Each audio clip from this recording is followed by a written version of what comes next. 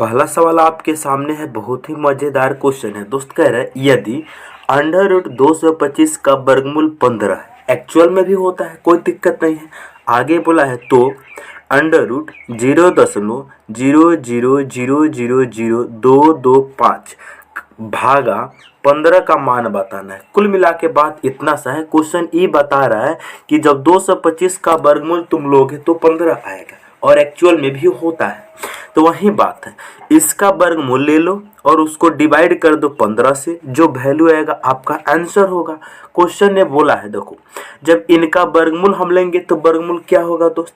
मेरे दोस्त हम आपको बता दे रहे हैं, अगर रूट के भीतर में जैसे लिखा रहे 0.004 और लिखा रहे यहाँ पे 9, ठीक है। अब हमें बताना है इनका वर्गमूल क्या होगा। दोस्त मेरे भाई देखो, दशमलव के बाद कितना अंक है, 4 अंक है, ठीक है। तो यानी कि आप सभी अंक को भूल जाएंगे, केवल ध्यान रखेंगे 49 पे। 49 का वर्गमूल कितना होता है भाई, 7 होता है, ठीक है। अब देखो, एक यहाँ पे जोड़ा लगाएंगे, एक यहाँ पे जोड़ा लगाएंगे, या कुल मिला के बात इतना सा है कि दशमलव के बाद 4 अंक है, तो 4 अंक है तो इसका आधा कर देंगे, कितना हो जाएगा 2। यानी दशमलव के बाद में 2 अंक होना चाहिए। तो दशमलव के बाद 7 है तो इसको 07 लिखेंगे, तभी जाके दशमलव के बाद 2 अंक आएगा और इसका वर्गमूल 49 भी हो जाएगा, ठीक है। यही लॉजिक, यही कंसेप्ट यहाँ पर यूज होगा दोस्त। देखो यानी कि यहाँ रूट के भीतर में 225 है, जब हम इसका वर्गमूल लेंगे तो 15 आएगा, ठीक है। अब देखो दशमलव के बाद कितना अंक है, 2, 2 4, 2 6, 2 8, यानी दशमलव के बाद में 8 अंक है, तो 8 का आधा कितना हो जाएगा, 4। तो 4 अंक बनाना है तो यहाँ पे 0.000015 लिखना होगा, ठीक है। यानी कि 0.2015 आपका आंसर होगा। जब इसका आप वर्गमूल लेंगे तो आपका आंसर इतना होगा, और ये पूरे को डिवाइड करना है भाई 15 से, इस पूरे को डिवाइड करना है 15 से। क्वेश्चन बोल रहा है, अब बताओ आंसर क्या होगा भाई। अब देखो दोस्त, एक तरीका सीखो। जब हम दशमलव को हटाएंगे तो क्या होगा, ऊपर में 15 को ही रहने देते हैं। जब दशमलव को हटाएंगे दोस्त तो दशमलव के बदले में यहाँ 15 है, दशमलव के बाद में 4 गो अंक है, तो 15 के बाद में 4 गो 0 बैठा देंगे। बात को समझ रहे कि नहीं दोस्त, आप कहेंगे जी सर। अब देखो दोस्त, यानी कि यहाँ पर आप ये 15 है कम 15, 15 से 1000, 10,000 बढ़ जाएगा, ठीक है। अब देखो दोस्त 1/10,000 आ गया। अब हमारा आंसर क्या होगा, जब हम एक को 10,000 से भाग देंगे तो हमारा आंसर क्या होगा दोस्त। देखो यानी कि यहाँ पे कितना अंक है, कितना 0 है, 4 0 है, तो एक के आगे एक जो होगा दशमलव के बाद 4 स्थान के बाद में आएगा, तो इसका आंसर होगा 0.0001। हमारा आंसर ऑप्शन सी होगा। उम्मीद करते हैं कि आप इन सवाल को समझ गए होंगे। जब हम एक को 10,000 से भाग देंगे तो कितना, 4 अंक के बाद दशमलव आ जाएगा, 3 को 0 1, संगे संगे ऑप्शन सी इसका सही जवाब होगा। ये बताइए बात समझ में आया कि नहीं। मेरे दोस्त एनटीपीसी में इस सवाल को पूछा गया था, एनटीपीसी का सवाल है, ठीक है। चलो अगला सवाल नंबर है 2। कह रहे 360 तथा 450 का सबसे बड़ा गुणनखंड क्या है। मेरे दोस्त गुणनखंड का मतलब क्या होता है, जैसे अगर हम आपसे पूछे कि 30 का गुणनखंड क्या होता है, तो 30 का गुणनखंड हो जाएगा 30 1 से भी कटेगा, 2 से भी कटेगा, 3 से भी कटेगा, 5 से भी कटेगा, 6 से भी कटेगा, 7 से नहीं कटेगा, 8 से नहीं कटेगा, 9 से नहीं कटेगा, 10 से भी कटेगा, 11 से नहीं, 12 से नहीं, 13 से नहीं, 15 से भी कटेगा, और 15 के बाद में 30 से कटेगा। तो ये 30 का सभी गुणनखंड है। तो वही बोला है कि सबसे बड़ा गुणनखंड क्या है। ये बताइए 30 का सबसे बड़ा गुणनखंड आपसे पूछा जाए तो आपका आंसर क्या होगा दोस्त, 30, क्योंकि 30 से खुद कटेगा। वही बात यहाँ पे 2 नंबर के बीच में पूछा है, यानी कि 360 और 450 का सबसे बड़ा गुणनखंड का मतलब हो गया इन दोनों का ले लो मेरे दोस्त HCF, यानी HCF इन दोनों का सबसे बड़ा गुणनखंड होगा, ठीक है। यानी इन दोनों का सबसे बड़ा जो गुणनखंड होगा HCF होगा। होगा। तो इनका HCF हम निकालेंगे। HCF कैसे निकालते हैं भाई, बड़ी संख्या को छोटी संख्या से भाग देके, या फिर डायरेक्ट मेथड से भी तुम निकाल सकते हो। कैसे, देखो 360 और 450 इनके बीच में हमें HCF निकालना है। तो HCF निकालने का तरीका है कि इन दोनों का अंतर ले लो। इन दोनों का अंतर कितना आएगा दोस्त, जब हम 450 में से 360 को घटाएंगे तो 15 में से 6 जाएगा, 9 बचेगा, 90 आएगा। इसका अंतर कितना आएगा भाई, 90। तो मेरे दोस्त या तो इसका HCF 90 होगा या फिर 90 का कोई गुणनखंड होगा। अब हम चेक करेंगे क्या 90 से 360 कटता है, 90 से 360 पूरा पूरा कट जाता है। 90 से 450 कटता है, जी हाँ ये भी कट जाता है। इसका मतलब इसका गुणनखंड सबसे बड़ा 90 आया और HCF भी 90 हो गया। तो हमारा आंसर हो जाएगा ऑप्शन ए। बात समझ में आया कि नहीं भाई, डायरेक्ट है। जो बच्चे HCF निकालना जानते हैं उसको ये बेहतर तरीका से समझ में आया होगा। हमने आपको क्या बताया, इन दोनों का अंतर ले लो। अंतर कितना आया भाई, 90 आया। हो सकता है 90 HCF हो या फिर 90 का कोई फैक्टर। अब हम चेक करेंगे कि क्या 90 से दोनों संख्या कट रहा है। जी हाँ, यहाँ 90 से दोनों संख्या कट रहा है। इसका मतलब इसका खुद 90 HCF होगा, और 90 HCF जब हो गया तो सबसे बड़ा गुणनखंड HCF ही होगा। हमारा राइट आंसर 90 हो जाएगा। ठीक है, अब हम चलेंगे बिल्कुल बेसिक मेथड से कैसे सॉल्व करेंगे। बेसिक मेथड से सॉल्व किया जाएगा कैसे, 360 से 450 को हम डिवाइड करेंगे तो 360 से एक बार में जाएगा तो 360 लगाएंगे, कितना बचेगा भाई, 0, 9, 90 बचेगा। अब हम 90 से भाग करेंगे 360 को, 90 से भाग करेंगे तो 9 चौका 36, 360 कट गया कि नहीं। मेरे दोस्त यहाँ आप सभी लोग ध्यान से देखेंगे, 90 से पूरा पूरा संख्या जब कट गया तो आपका HCF हो जाएगा 90, और जब HCF 90 हो गया तो सबसे बड़ा गुणनखंड यही हो जाएगा। तो आपका आंसर 90 इस तरीका से भी आ जाएगा। तो आपके पास बिल्कुल दोनों तरीका है, जो तरीका अच्छा लगा होगा आप उस तरीका से इस क्वेश्चन को सॉल्व करेंगे। यदि आपको समझ में आ रहा है तो वीडियो को शेयर करेंगे अपने दोस्तों के पास। चलिए अगला सवाल, अगला सवाल नंबर देखेंगे। अब हम लोग 3 नंबर सवाल कर रहे हैं, 2 क्रमागत छूट 12% और 5% की समतुल्य एकल छूट कितने प्रतिशत की है। मेरे दोस्त मेरे भाई आप सभी लोग ध्यान से देखेंगे। इस क्वेश्चन को मैं 2 तरीका से बताऊंगा। पहला तरीका जो होगा मेरे दोस्त वो बिल्कुल बेसिक होगा, दूसरा तरीका होगा स्टैंडर्ड मेथड होगा। ध्यान से सुनेंगे। सबसे पहले आप यहाँ पर जब दो आदमी के बीच में एकल छूट निकालना आता है ना, जब 2 चीजें के बीच एक एकल छूट निकालना होता है तो वहां पे आप फार्मूला लगाएंगे AB। प्रतिशत में भी पढ़े होंगे, A + B minus A Guna B बटा 100। आप ये फार्मूला लगाएंगे दोस्त, आप इस फार्मूला को लगाएंगे और आपका आंसर आ जाएगा। ठीक है, ये बेसिक हो गया। लगाते हैं। सबसे पहले A के स्थान पे 12 तो 12, B के स्थान पे 5 तो 5, माइनस 12 गुना 5 अब बटा कितना हो जाएगा, 100 हो जाएगा कि नहीं। 12 गुना 5 को मैं डायरेक्ट ऊपर में 60 लिख दूँ दोस्त, कोई दिक्कत नहीं, 60 हो जाएगा। अब देखो 1 0 से 1 0 खत्म हो जाएगा, 12 5 हो जाएगा 17, माइनस यहाँ देखो जब हम 6 को 10 से डिवाइड करेंगे तो 0.6 हो जाएगा। जब हम 17 में से 6 को घटाएंगे तो 16.4% की छूट दिया गया है। एकल छूट कितना आ गया, 16.4%। ऑप्शन सी इसका राइट आंसर हो जाएगा। बात को समझे है कि नहीं। अगर आप ये फार्मूला को लगाएंगे AB माइनस AB बटा 100, जब इस फार्मूला को आप लगाएंगे तो आप सीधे आंसर निकाल सकते हैं। ठीक है, यह भी आसान है आपके लिए। लेकिन मेरे दोस्त मैं इसको बिल्कुल रेशियो मेथड से बता रहा हूँ। कैसे, ध्यान से देखेंगे। 12% का मतलब होता है दोस्त, प्रतिशत में 12% का मतलब 12/100 होता है। 4 से काटेंगे 3 बार में जाएगा, 4 से काटेंगे 25 बार में जाएगा। यानी 12% का मतलब आप समझ गए, 4 × 12 और 4 से कटेगा 25 बार में। 12% का मतलब होता है 3/25। और 5% का मतलब क्या होता है भाई, जब आपने यहाँ पर निकाला 12% का फ्रैक्शन वैल्यू आपने निकाला, कितना हो गया, 3 बटा में हो गया 25। अगर आपसे पूछे 1/, सॉरी, अगर आपसे पूछे 5% का फ्रैक्शन वैल्यू क्या होगा तो 1/20 कहोगे। कैसे दोस्त, देखो 5% का मतलब हो जाएगा 5/100, 5 एकम 5 और 20 × 100, तो कुल मिला के मेरे दोस्त यही हो गया।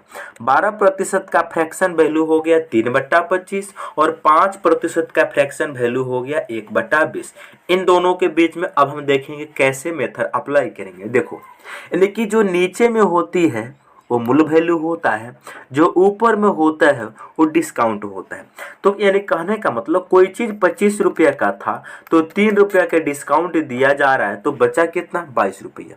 यानी कोई चीज़ पहले था 25 रुपया का, 3 रुपये का डिस्काउंट देने का मतलब उसको बेच रहे हैं हम 22 रुपया में। बात समझ रहे हैं? अब देखो यहाँ पर देखेंगे 20 रुपये की कोई चीज़ थी, 1 रुपया का डिस्काउंट दिया जा रहा है तो 20 में से 1 घटेंगे, यानी कि 20 रुपये की चीज़ थी, 1 रुपया के डिस्काउंट देने के बाद मिल रहा है कितने में, 19 रुपया। अब देखो करते क्या, सीधा सीधी गुना कर देंगे, 25 को 20 में गुना करेंगे 500 हो जाएगा, बटा यहाँ देखो 22 को हम 19 से गुना करेंगे तो 19 दूने 38 के 8 हासिल 3, 19 दूने 38 और 3 कितना 41, 418 हो जाएगा। कुल मिला के बाद इतना सा है दोस्त, 500 रुपये की कोई भी वस्तु था, उस वस्तु को अब हम लोग बेच रहे हैं 418 रुपया में। डिस्काउंट कितना दे रहे हैं भाई, डिस्काउंट दे रहे हैं हम लोग 82 रुपया का। अच्छा, डिस्काउंट किस पे दिया जाता है, हमेशा मूल वैल्यू होता है इधर वाला बाएं वाला, तो यानी 500 रुपये पे 82 रुपये का डिस्काउंट दिया जा रहा है। यहाँ पे जब हम 500 में से 418 को घटाएंगे तो 82 आएगा। 82 रुपये का डिस्काउंट दिया जा रहा है 500 पे, तो 100% पे कितना दिया जाएगा यही निकालेंगे और यही आंसर होगा। 2 जीरो से 2 जीरो खत्म हो जाएगा, 82 को 5 से भाग करेंगे तो 16.4% आ जाएगा। तो आप चाहे ए मेथड लगाओ, आप चाहो ओ मेथड लगाओ, दोनों मेथड बेस्ट है। आपको जो तरीका अच्छा लगा होगा उस तरीका से आप क्वेश्चन को करेंगे। आपका आंसर ऑप्शन सी होगा। हम उम्मीद कर रहे हैं कि दोस्त आप इस क्वेश्चन को बेहतरीन तरीका से समझ गए होंगे। आगे अब हम लोग बढ़ेंगे। अगला सवाल नंबर है 4। मोस्ट इंपोर्टेंट सवाल एनटीपीसी का है दोस्त, ध्यान से देखेंगे। क्वेश्चन कह रहा है यदि ए बी के 120% के बराबर है तो बी ए प्लस बी के कितने प्रतिशत के बराबर है। मेरे दोस्त मेरे भाई ए जो है बी के 120% के बराबर है, जो ए है वो बी के 120% के बराबर है। बी के 120 आबाटा में हो जाएगा 100। अब देखो दोस्त यहाँ पर हम सभी कोई इसको काटेंगे, 20 से 120 जो है ई कटेगा 6 बार में, ई कटेगा 5 बार में, तो यहाँ से दोस्त ए आबाटा में बी बराबर इधर 6 आबाटा 5 हो जाएगा। यानी यहाँ से दोस्त हमने देखा कि ए का वैल्यू जब 6 आया तो बी का वैल्यू 5 आया। अब देखो आपसे जो क्वेश्चन पूछा गया है तो ए प्लस बी जो है ए प्लस बी के कितने प्रतिशत के बराबर है। अनुपात में बी का वैल्यू है 5 तो 5 को ऊपर रखेंगे बटा ए प्लस बी दोनों को जोड़ेंगे 6 और 5 11 और इंटू 100%। अब देखो दोस्त यानी कि जब हम इसको सॉल्व करेंगे तो कितना आ जाएगा, ये आ जाएगा टोटल 500 बटा 11 से भाग करेंगे 11 पचे 45 सॉरी 11 चौका 44 आएगा। बात को समझ रहे, 11 चौका 44 आएगा। यहाँ से जाएगा तो कितना हो जाएगा, दो अंक में जब हम 11 से भागेंगे तो 44 इधर जाएगा तो 60 हो जाएगा। 11 पचे 55 हो जाएगा और बचेगा कितना दोस्त 5 बटा 11, यानी कि 45 सही 5 बटा 11, 45 सही 5 बटा 11%। ऑप्शन सी इस क्वेश्चन का सही जवाब होगा। उम्मीद कर रहे हैं कि आप इस क्वेश्चन को बेहतरीन तरीका से समझ गए होंगे, किसी भाई को कोई दिक्कत परेशानी नहीं हुआ होगा। अब हम लोग बढ़ेंगे अगला सवाल की ओर। चलिए अगला सवाल कर रहा है यदि 2400 रुपया को ए और बी के बीच 7 और 5 के अनुपात में बांटा जाना है तो बी का हिस्सा ज्ञात करेंगे। मेरे दोस्त मेरे भाई आप सभी लोग ध्यान से सुनेंगे और समझने का प्रयास करेंगे। आपको मैं बता दूं दोस्त यहाँ पर जो ए और बी के बीच रेशियो दिया गया है ना, जो ए और बी के बीच में जो रेशियो दिया गया है वो 7 और 5 के बीच दिया गया है और टोटल रुपया है कितना 2400 रुपया है और ए और बी के बीच में 7 और 5 के अनुपात में बांटा जाना निकालना है, ठीक है। तो बी का हिस्सा ज्ञात करना है, ठीक है मेरे दोस्त, बी का हिस्सा आपको ज्ञात करना है। जो टोटल रुपया दिया गया है वो 2400 रुपया दिया गया है। ये जो 2400 रुपया है ए प्लस बी के वैल्यू है, तो 7 और 5 12 का वैल्यू है, तो 12 से डिवाइड करेंगे। और बी का निकालना है बी का, तो अनुपात में बी का वैल्यू कितना है 5 है, तो 5 से गुना करेंगे। 12 से 24 कटेगा 200 बार में, 200 से 5 में गुना करेंगे 1000 होगा। तो इस क्वेश्चन का सही जवाब 1000, ऑप्शन नंबर हमारा ए होगा सही आंसर। अगर आपसे ए का पूछ लेता तो क्या करते, सेम प्रोसेस, 24 को 12 से डिवाइड करते हैं और 7 से गुना कर देते हैं, तो 7 दूनी 1400 होता। यानी ए का वैल्यू अगर आपका पूछ लेता कितना होता 1400, बी का वैल्यू आ जाएगा 1000, ए का वैल्यू आ जाएगा 1400।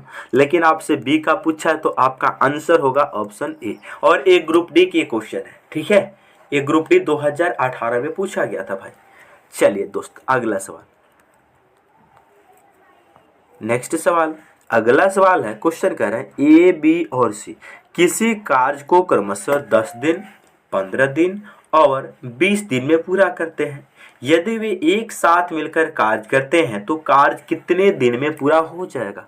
आपसे क्वेश्चन जो बोल रहा है भाई, देखो क्या बोल रहा है, एक ए है, बी है और सी है। ए जो है 10 दिन में करता है, बी जो है 15 दिन में करता है और सी जो है 20 दिन में करता है, ठीक है। तो सबसे पहले आपको टोटल काम मालूम होना चाहिए, तो टोटल काम इन तीनों का एलसीएम कितना हो जाएगा भाई 60 हो जाएगा, ठीक है। टोटल काम हो जाएगा 60। अब देखो दोस्त, इस 60 को 10 से भाग दो, 15 से भाग दो और 20 से भाग दो, ठीक है। जब हम 10 से भागा देंगे तो 6 आएगा, 15 से भागा देंगे तो 4 आएगा, 20 से भागा देंगे तो 3 आएगा। यहाँ से एक बात आपको समझ में आना चाहिए दोस्त कि ए एक दिन में 6 यूनिट काम करता है, बी एक दिन में 4 यूनिट काम करता है, सी एक दिन में 3 यूनिट काम करता है। इफिशियंसी आता है, ठीक है। हमें बताना कि ए प्लस बी प्लस सी तीनों मिल जाएंगे तो कितने दिन में काम खत्म हो जाएंगे। टोटल काम है कितना भाई 60 है ना। अच्छा दोस्त, यहाँ देखो ए 6 करता है, बी करता है 4 10 हो जाएगा, ठीक है। बी करता है 4 10 हो जाएगा, सी करता है 3 13 हो जाएगा। तो इसको 13 से भाग कर देंगे तो टोटल हमें दिन आ जाएंगे। तो 13 चौका 52, शेष बचा 8 अब बटा 13, 4 सही 8 बटा 13 दिन लगेंगे। ऑप्शन नंबर डी इस क्वेश्चन का सही जवाब होगा। उम्मीद है कि आप इन सवाल को समझ गए होंगे, किसी भाई को कोई दिक्कत नहीं हुआ होगा। यदि मेरे दोस्त आपको सवाल समझ में आता है तो वीडियो अपने दोस्तों के पास शेयर करेंगे, ठीक है। और जो हमसे पढ़ाने में दिक्कत होती है उसको कमेंट करके बताएंगे, भैया आप यहाँ पर ये बात मत बोलिए, ऐसे करिए वैसे करिए, ठीक है। चलिए अगला सवाल है, एक आदमी 25 किलोमीटर प्रति घंटा की चाल से गांव से डाक घर गया और 4 किलोमीटर प्रति घंटा की चाल से वापस लौटा। यदि इस पूरी यात्रा में 5 घंटे 48 मिनट का समय लगा तो गांव से डाकघर की दूरी बताइए। मेरे दोस्त इस क्वेश्चन को हम बिल्कुल बेसिक तरीका से भी बताएंगे और स्टैंडर्ड मेथड से भी बताएंगे। देखो मान लीजिए ये हमारा हो गया विलेज हो गया, ये हो गया हमारा डाकघर, इनकी बीच की दूरी मान लो x किलोमीटर है। बात को समझ रहे भाई, बिल्कुल बेसिक तरीका बता है, इसके बाद हम स्टैंडर्ड मेथड बताएंगे, ठीक है। यानी ये मान लो आपका विलेज हो गया, आपका गांव हो गया, और ये मान लो आपका क्या हो गया डाकघर हो गया। इनके बीच में टोटल x किलोमीटर की दूरी है। कितना है भाई x किलोमीटर की दूरी है। आपको बताना है दोस्त इनके बीच की दूरी, ठीक है। क्वेश्चन ने बोला है एक आदमी 25 किलोमीटर प्रति घंटा की चाल से डाकघर गया, तो यहाँ से टाइम कुछ ना कुछ लगा होगा। अच्छा, उधर से 4 किलोमीटर प्रति घंटा की चाल से वापस आया तो वहाँ से भी कुछ ना कुछ टाइम लगा होगा। इन दोनों को जोड़ेंगे तो कितना होगा भाई 5 घंटे 48 मिनट। 5 घंटे 48 मिनट को घंटा में चेंज करेंगे तो 48 बटा 60 लिखेंगे। 12 चौका 48, 12 पचे 7, इसको सॉल्व करेंगे तो 5 यानी कि 5 प्लस 4 बटा 5 कितना हो जाएगा 5 25 और 4 29 बटा 5 घंटे की समय लगा होगा टोटल, ठीक है। तो यानी कि यहाँ से दोस्त आप T1 प्लस T2 लेंगे तो कितना आएगा, T1 प्लस T2 लेंगे तो कितना आ जाएगा दोस्त, यानी कि टाइम टोटल आ जाएगा 29 बटा 5 घंटा। बातें समझ में आ रही होगी। अब देखो दोस्त, यानी कि टाइम बराबर फॉर्मूला क्या होता है, डिस्टेंस अपॉन स्पीड। यहाँ भी टाइम बराबर डिस्टेंस अपॉन स्पीड और टोटल टाइम ई लिख लेंगे। ठीक है भाई, अब यही क्वेश्चन बेसिक तरीका से इसको हम बनाएंगे कैसे, ध्यान से देखेंगे। ये तो रफली हम आपको समझा दिए, यानी कि यहाँ से जो इसका डिस्टेंस था x किलोमीटर प्रति घंटा, इसको डिस्टेंस था x किलोमीटर प्रति घंटा, इसको उसने किया है 25 के स्पीड से, प्लस इसी डिस्टेंस को वापस आया है 4 के स्पीड से। यहाँ जो समय लगा, यहाँ जो समय लगा, इनको जोड़ेंगे तो 29 बाटा में आ जाएगा मेरे दोस्त 5। जब इनको सॉल्व करेंगे तो आपका x का वैल्यू आ जाएगा। ठीक है, ये हो गया बिल्कुल बेसिक तरीका। क्या सॉल्व करना आपके लिए आसान है कि नहीं? आप कहेंगे जी सर बिल्कुल इसको हम सॉल्व कर सकते हैं, इतना तो आप सॉल्व कर सकते हैं। लेकिन हम आपको बताएंगे अब मेथड नंबर 2। यहाँ से x आप निकालेंगे तो आपका आंसर आएगा 20 किलोमीटर, यानी इनके बीच की दूरी जो है 20 किलोमीटर। ये हो गया हमारा बिल्कुल बेसिक तरीका। ठीक है भाई, अब हम लोग चलेंगे स्टैंडर्ड मेथड से। मेरे दोस्त, जब भी ऐसा सवाल आपके सामने आ जाए, कहीं दूरी को आप गया है और वापस आया है, 25 किलोमीटर प्रति घंटे की चाल से जाता है, 4 किलोमीटर प्रति घंटे की चाल से वापस आता है, और पूरी यात्रा में उसको 5 घंटे 48 मिनट का समय लगता है, तो आप यहाँ से डायरेक्ट डिस्टेंस निकालने का फॉर्मूला, डायरेक्ट डिस्टेंस बराबर product of speed upon sum of speed into total time होता है। ठीक है, इनटू टोटल टाइम, ये फॉर्मूला लगाएंगे। S1 बराबर कितना, 25 किलोमीटर, यानी स्पीड। S2 बराबर 4 किलोमीटर। S1 कितना है, यानी कि डिस्टेंस आपको निकालना है दोस्तों। S1 कितना है, 25 है। S2 कितना है, S2 कितना है, 4 है। इन दोनों को जोड़ेंगे, S1 प्लस S2, क्योंकि टोटल टाइम दिया है, टोटल टाइम दिया है। अभी हम लोगों ने निकाला था 29 अपान कितना 5 आया था। अच्छा, इन दोनों को जोड़ेंगे तो 29 होगा। अब हम यहाँ से देखो डायरेक्ट डिस्टेंस निकालेंगे। कितना इजी है मेरे दोस्त, बिल्कुल 2 सेकेंड का क्वेश्चन है। 29 से 29 कैंसिल हो जाएगा, 5 से ई कटेगा 5 बार में, तो यहाँ से डिस्टेंस बराबर कितना हो जाएगा, 5 चौका 20, यानी कि 20 किलोमीटर। आया कि नहीं भाई? आपका आंसर होगा जी हाँ बिल्कुल आया, ऑप्शन नंबर बी हमारा राइट आंसर होगा। डिस्टेंस बराबर product of speed upon sum of speed into total time, ये फॉर्मूला होता है। ये फॉर्मूला लगाएंगे और आंसर हम पाएंगे बिल्कुल आसान तरीका से। चलिए अगला सवाल, अगला सवाल है देखो, एनटीपीसी सीबीटी 2 में इस सवाल को पूछा गया। देखो क्वेश्चन आसान है, लेकिन सीबीटी 2 में पूछा गया है 2022 में। ध्यान से सुनेंगे। क्वेश्चन कर रहा है, किसी घन के प्रत्येक किनारे की लंबाई 2.6 सेंटीमीटर है, तो घन का पूर्ण पृष्ठीय क्षेत्रफल सेंटीमीटर स्क्वायर में क्षेत्रफल कितना होगा। देखो मेरे दोस्त, घन का जो टोटल सरफेस एरिया होता है TSA, टोटल सरफेस एरिया, वो होता है दोस्त 6AX स्क्वायर, यानी कि 6A स्क्वायर, यानी कि 6 गुना ए के जगह पे कितना है, यानी उनकी किनारे की लंबाई कितना है, इतना इतना है। इसका मतलब 2.6 सेंटीमीटर है। बातें को समझिएगा। अब देखो दोस्त, 6 इंटू 26 का स्क्वायर होता है 676। अच्छा, यहाँ पे एक अंक के बाद दशमलव है, तो जब हम लोग स्क्वायर करेंगे तो 2 अंक के बाद में दशमलव आ जाएगा, 6.76 आएगा। ठीक है, अब हम इनको जब गुना करेंगे भाई तो कितना आएगा करके देखते हैं। इस 6 से इस 6 में गुना करेंगे तो 6 6 36 के 6 हासिल 3 आएगा। इस 6 से अब 7 में गुना करेंगे तो 6 7 42 और 3 45 के 5 हासिल 4 आएगा। ये 6 से इसमें गुना करें 36 और 4 40 आएगा। 2 अंक के बाद दशमलव लगाएंगे, 40.56 आपका आंसर होगा, ऑप्शन नंबर बी। उम्मीद है कि आप इन सवाल को भी समझ गए होंगे। किसी भाई को कोई दिक्कत, कोई परेशानी? चलिए दोस्त अगला सवाल, अगला सवाल काफी बढ़िया क्वेश्चन। यदि a प्लस 1/a बराबर में 8 दिया है, आपसे पूछा है a³ प्लस 1/a³ का वैल्यू क्या होगा। मेरे दोस्त मेरे भाई ध्यान से सुनेंगे। अगर कहीं लिखा रहे x प्लस 1 अपान x बराबर मान लीजिए t लिखा रहे, और आपसे पूछे x³ प्लस 1/x³ का वैल्यू क्या होगा, आपको जानते हैं क्या करना है, यानी कि यहाँ पे जो भी डाटा दिया रहेगा ना, उस डाटा का कर देना है क्यूब्स, और यहाँ पर बीच में क्या है भाई, प्लस है, तो प्लस है तो माइनस इसी का 3 टाइम्स कर देना है। बस यही सूत्र होगा, यही ट्रिक होगा। ठीक है, चलो इसका अब हम लोग यूज करेंगे। आपसे क्वेश्चन ने दिया है कि a प्लस 1/a बराबर कितना दिया है, 8 दिया है। आपसे पूछा है दोस्त a³ प्लस 1/a³ का वैल्यू क्या होगा, यानी कि आपको क्या कर देना है, इसका कर देना है क्यूब्स और माइनस इसी का 3 गुना घटा देना है। 8 का क्यूब कितना हो जाएगा 512 माइनस 8 त्रिकी 24, 512 में से 24 घटाएंगे कितना होगा, 12 में से 4 जाएगा 8 बचेगा, यहाँ 10 में से 2 जाएगा 8 बचे, यानी 488 होगा भाई। तो 488 ऑप्शन बी इसका सही जवाब होगा। उम्मीद है कि आप इन सवाल को भी बेहतरीन तरीका से समझ गए होंगे। यदि आपको अच्छे से समझ में आया है तो अपने दोस्तों के पास वीडियो को शेयर जरूर करेंगे। चलिए दोस्त अगला सवाल काफी बढ़िया क्वेश्चन।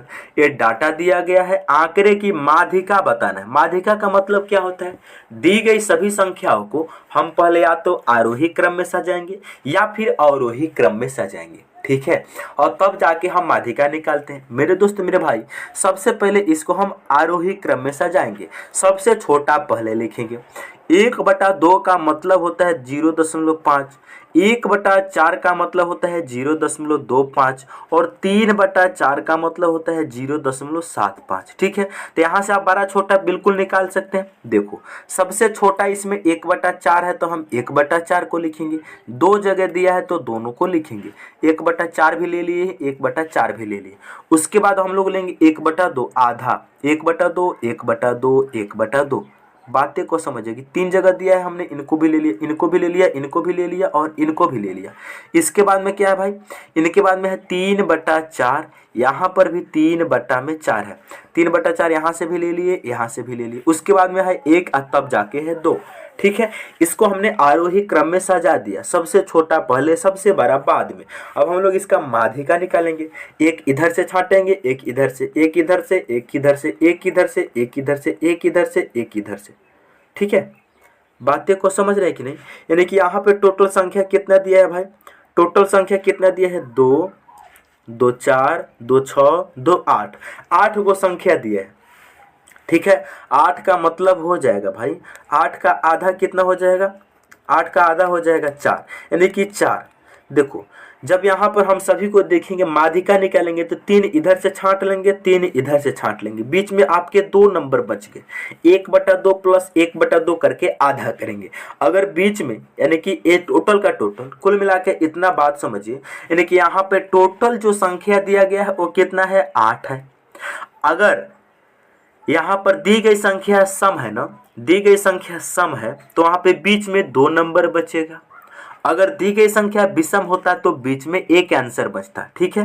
तो यानी कि विषम होता तो बीच में एक बचता तो आपका आंसर डायरेक्ट हो जाता, लेकिन सम दिया है तो आपको क्या करना जानते हैं, 3 इधर से जब आपने छांट लिया, 3 इधर से छांट लिया, बीच में जो बचा ना इन दोनों को जोड़ के आधा कर दो, 1/2 प्लस 1/2 बटा 2, 1/2 1/2 को जोड़ेंगे तो एक कितना बनेगा 1/2 और 1/2, इनको जोड़ेंगे तो मेरे दोस्त 1 बनेगा और बाटा में 2, यानी आधा इसका आंसर होगा ऑप्शन बी।